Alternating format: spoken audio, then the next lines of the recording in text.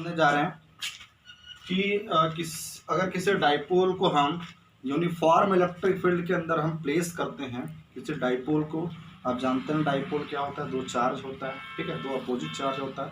उन दोनों चार्ज को अगर हम इलेक्ट्रिक फील्ड के अंदर रखेंगे तो उस डाइपोल को घुमाने में, उस डाइपोल को रोटेट करने में कितना वर्क डन करना पड़ेगा, हमको निकालना है एक्सप्रेशन, यानी फॉर्मूला निकालना वर्क डन का। कहाँ हम लोग वर्क डन कर रहे हैं, डाइपोल को रोटेट कर रहे हैं। कहाँ पे रोटेट कर रहे हैं, यूनिफॉर्म इलेक्ट्रिक फील्ड के अंदर हम उसको रोटेट कर रहे हैं। और अब जानते हैं कि अगर किसी को हमको रोटेट करना हो तो कुछ ना कुछ हमको वर्क डन करना पड़ेगा। इस वर्क डन को आप पोटेंशियल एनर्जी भी लिख सकते हैं, हम लोग आगे पढ़ेंगे कि इस वर्क डन को हम पोटेंशियल एनर्जी भी बोल सकते हैं। कैसे बोल सकते हैं हम आगे वाली वीडियो में आपको हम बताएंगे, ठीक है। तो देखिए हमने जो लिखा है बोर्ड पे, ये जो लिखा है एक्सप्रेशन, इसको आप देखिए, इसका लैंग्वेज समझिए। लैंग्वेज बहुत इंपॉर्टेंट है क्योंकि आपको जब भी क्वेश्चन दिया जाता है बोर्ड एग्जाम में यही लैंग्वेज रहता है, ठीक है। 100% यही लैंग्वेज रहेगा। जो इस तरह क्वेश्चन आता है उसी तरह हम लैंग्वेज लिखते हैं। लैंग्वेज क्या, थोड़ा देखते हैं कि ड्राइव एक्सप्रेशन ऑफ फॉर्मूला निकालिए किसका, वर्क डन का, यानी पोटेंशियल एनर्जी का, इन रोटेटिंग, घुमा रहे हैं, इन रोटेटिंग एंड, ठीक है, electric dipole in a uniform electric field. Uniform electric field के अंदर डाइपोल को घुमाने में, डाइपोल को रोटेट करने में कितना वर्क डन करना पड़ेगा।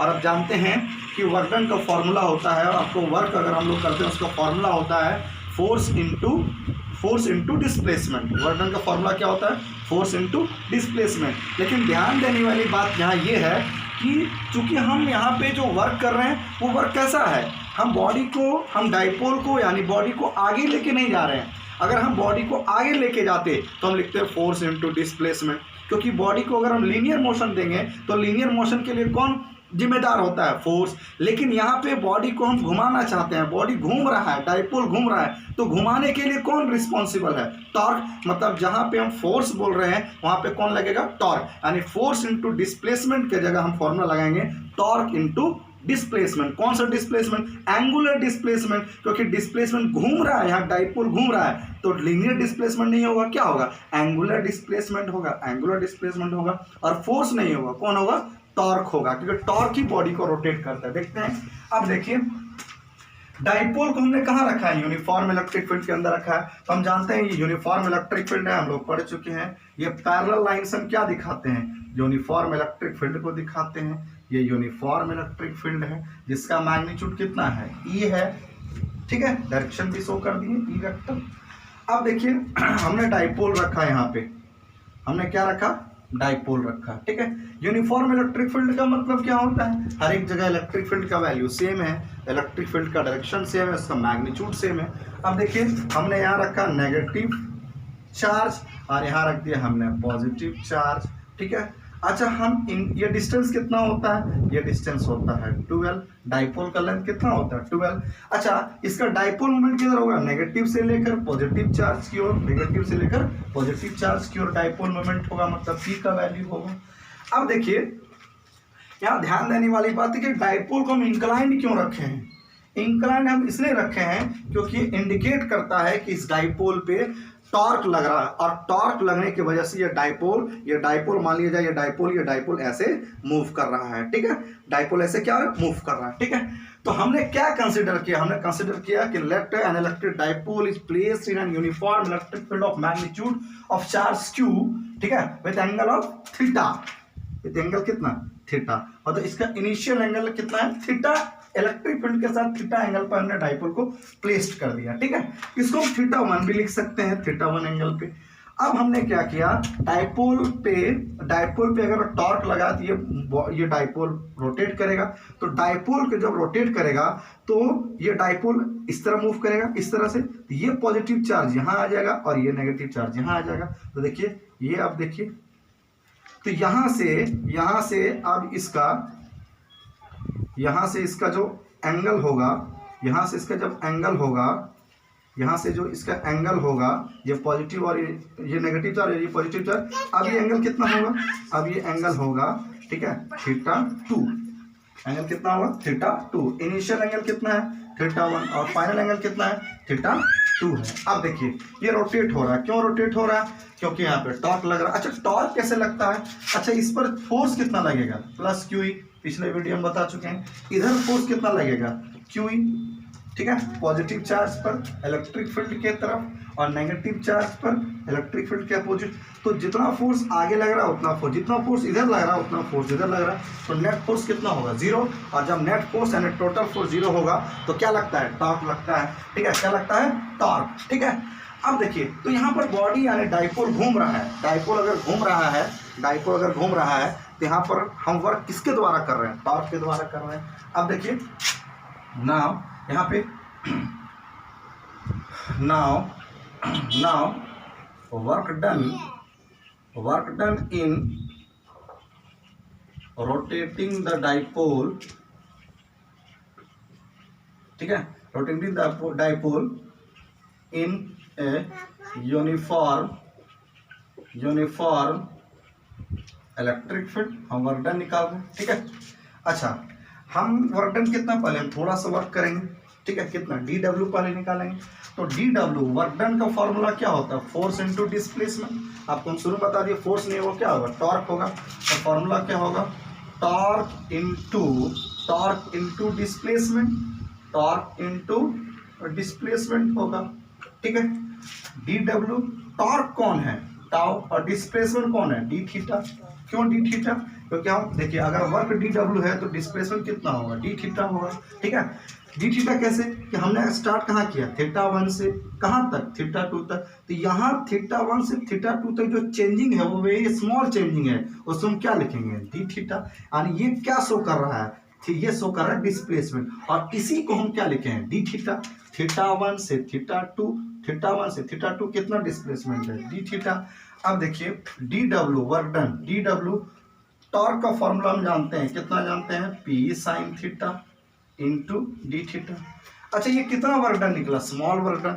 हमको टोटल वर्क डन निकालना है, तो नाउ टोटल वर्क डन, ठीक है, टोटल वर्क डन क्या करें? इसको इंटीग्रेशन करेंगे, ठीक है, इसको इंटीग्रेशन करेंगे। P sin थीटा और यहाँ क्या है? D theta. कहाँ से? θ1 से लेकर θ2। इसको हम लिख सकते हैं 0 से लेकर W, लेकिन वो फायदा नहीं क्योंकि फाइनल और इनिशियल अगर वैल्यू हम इसमें पुट करेंगे इंटीग्रेशन तो क्या मिलेगा हमको? W। वैसे हम डायरेक्ट लिख सकते हैं कि DW का इंटीग्रेशन कितना होता है? W। डी छोटा वर्क को अगर इंटीग्रेट करेंगे तो क्या मिलेगा? बड़ा वर्क। यहाँ पे कांस्टेंट टर्म कौन है? Dipole moment. और कौन है? इलेक्ट्रिक फील्ड यूनिफॉर्म है, तो ये इलेक्ट्रिक फील्ड कांस्टेंट टर्म है। तो P क्या हो गया? बाहर हो गया। यहाँ क्या बचा? θ1 से θ2 और क्या बचा? साइन थीटा और यहाँ डी थीटा, ठीक है। अब देखिए इसको आगे बढ़ाते हैं, तो वर्क डन जो हुआ PE और साइन थीटा का integration, sine theta D theta का इंटीग्रेशन होता है, साइन थीटा डी थीटा का इंटीग्रेशन होता है माइनस कॉस थीटा, यानी वर्क डन कितना आ गया? माइनस PE कॉस थीटा, यानी इसको लिख सकते हैं θ1 से लेकर θ2, ठीक है। अब इंटीग्रेशन में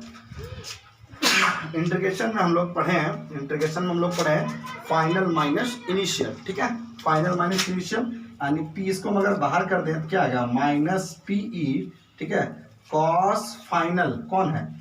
θ2 माइनस कॉस इनिशियल, इसको हम इधर लिख देते हैं, हटाते हैं इसको।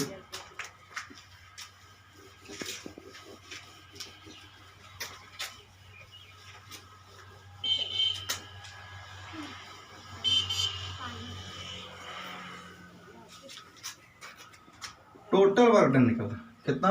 PE, यहाँ पे P माइनस बाहर कर लिए, यहाँ माइनस आ गया, यहाँ क्या बचा? कॉस थीटा इनिशियल से लेकर फाइनल, ठीक है। Total work done minus PE यानी नेगेटिव वर्क डन निकल रहा है।